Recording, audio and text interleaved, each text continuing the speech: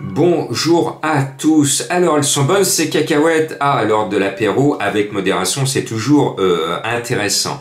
Quintet en 6 pour un indice de confiance de 5 sur 5. Donc, tout va bien. Bon, ça fait plaisir parce qu'on a passé une période difficile. Et puis, on a eu le gros favori à égalité où, si vous regardez la course... Bon, le favori à 2 contre 1, il est là, mais il n'a pas mouillé la casaque. Hein. Il est 4e, il n'a pas mouillé la casaque. Bon, c'est bien, on a touché des cacahuètes, on est quand même content. C'est le début du meeting d'hiver, on a un joli quintet, il y a 14 partants, et c'est compliqué malgré tout, parce que la course est visée par beaucoup de chevaux maintenant. Ce meeting est préparé par tous les entraîneurs. Donc, c'est pas parce qu'il y a 14 partants que c'est facile. Non, non, non. Ne tombez pas dans ce piège. Pratiquement tous les chevaux sont maintenant au top et vont se battre. Donc, c'est les aléas du parcours qui vont faire la différence. Et bien sûr, la forme et bien entendu, la classe. À ce petit jeu, même s'il reste ferré, le 9 Gibus devrait nous permettre de lui donner un joli coup de chapeau au passage du poteau.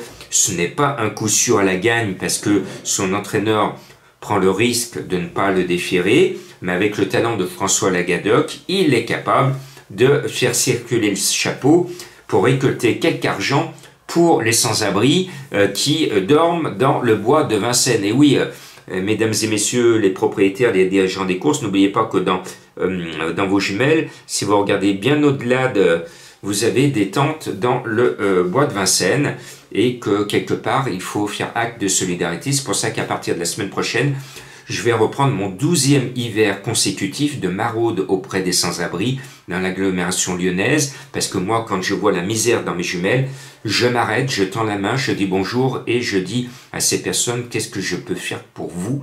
Qu'est-ce que l'on peut faire pour vous? Donc n'oubliez pas, quand vous sortez d'un champ de course, les poches pleines parce que vous avez eu un coup de chance, ou du bar PMU, n'oubliez pas de regarder la personne qui est sur le trottoir et de lui donner quelque argent, voilà, et un sourire, et un bonjour, et un merci, voilà. Donc le 9, vous voyez que le 9 Gibus avec son chapeau, ça m'a emmené, j'avais pas prévu de le dire, mais c'est parti tout seul, c'est comme ça, Jean-Marc, ça part tout seul, c'est pour ça que vous aimez ces vidéos, parce que je vous cause de la vie et de la vraie vie. Le 6, c'est mon opposition, Gold d'Herpet, Chenu en met 2, j'ai pris le risque de ne pas mettre l'autre des Chenus parce que j'ai pas cette place dans ma sélection. Gold d'Herpet avec Alexandre Abrivard me plaît beaucoup, je pense qu'il ne va pas taper loin. Et puis le 12 Jimmy du Pomereux est le roi du Midi, signé à son petit champion, il l'adore, il le bichonne, il monte à Paris avec des ambitions, il le confie à Benjamin Rochard, donc le cheval a de la classe, il est encore en retard de gain, il ne peut que encore briller et briller tout au long de l'hiver et notamment à Cannes-sur-Mer, je suis obligé de le mettre. Et puis ma trouvaille, parce que c'est trop facile là, on vous vend un quintet de favoris, donc je me suis dit c'est trop facile, donc il faut que je cherche la complication, et la complication je l'ai trouvée facilement parce que c'est un cheval que j'aime bien, qui me plaît beaucoup, c'est le 1 Zinco Top, mené par Gabriele Gelormini. Je vais peut-être vous surprendre, mais je suis pratiquement certain qu'il va finir dans le quintet. Il est annoncé à 25 contre 1 et il est pratiquement pas cité, il est vraiment en bas de liste des chevaux cités par mes confrères. Donc ce 1, allez, une partie de bras de fer avec mes confrères, pour moi, je suis persuadé qu'il va rentrer dans les 5 et à belle cote.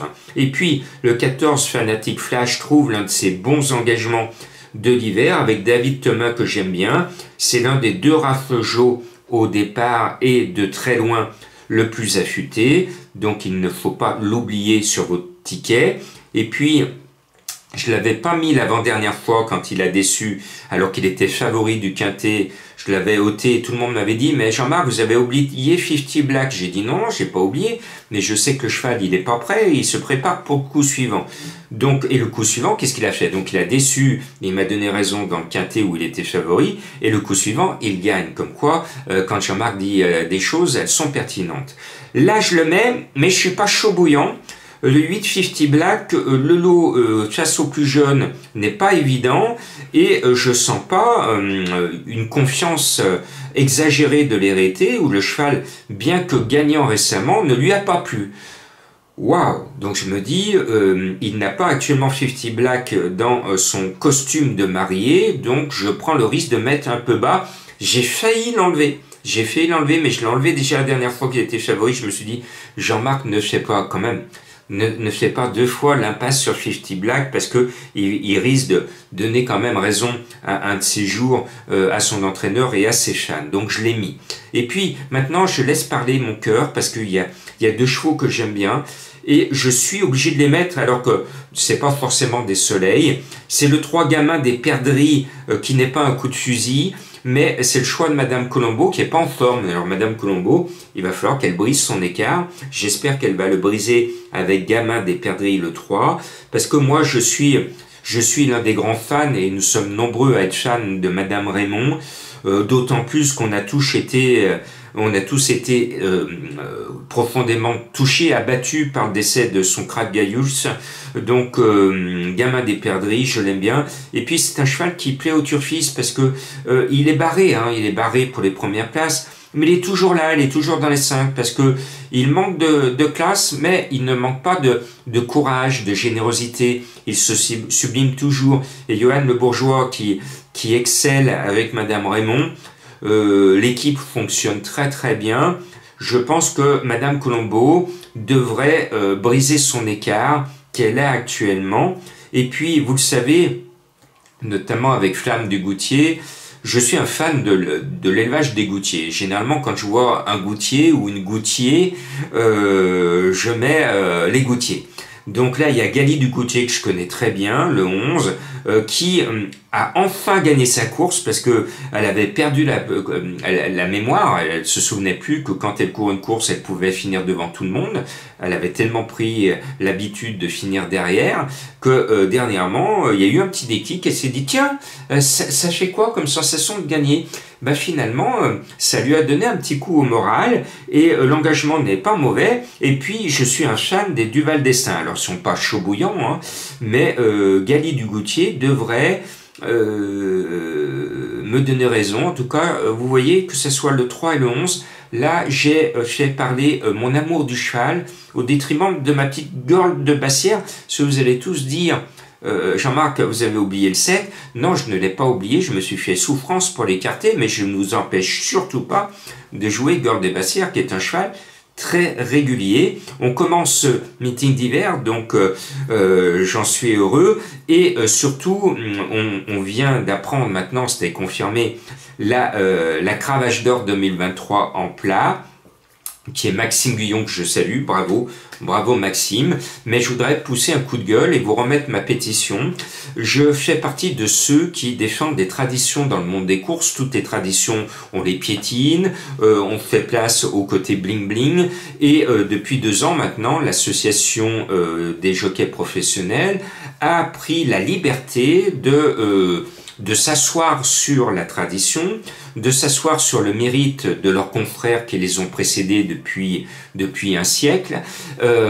Ces gens, comme par exemple Yves Saint-Martin, qui ont couru à l'époque pour gagner la cravache d'or du 1er janvier au 31 décembre, et pour leur confort, pour prendre quelques vacances, pour courir à l'étranger et avoir quelques contrats qui rapportent quelques sous, l'association des jockeys a pris la décision de réduire le calcul de la cravache d'or en plat de mars à fin octobre. Et là, j'ai lancé une pétition, je vous la remets au goût du jour, parce que ne serait-ce que respect de la tradition, mais respect des jockeys d'obstacles. Parce que les jockeys d'obstacles, excusez-moi, mais je ne vais froisser personne, ils sont beaucoup plus courageux que les jockeys de plat.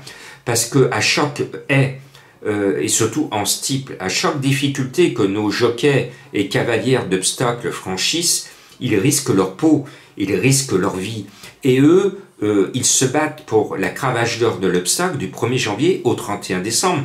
On les verra à Cagnes, on les verra à Pau cet hiver essayer jusqu'au dernier moment de gagner la cravache d'or de l'obstacle.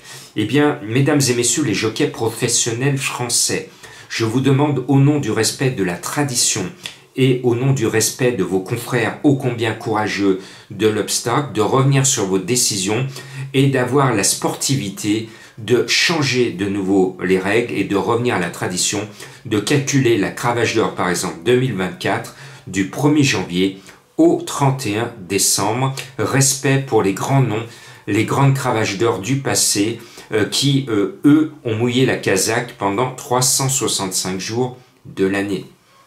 À vous de signer, le lien de la pétition est dans le texte de cette vidéo.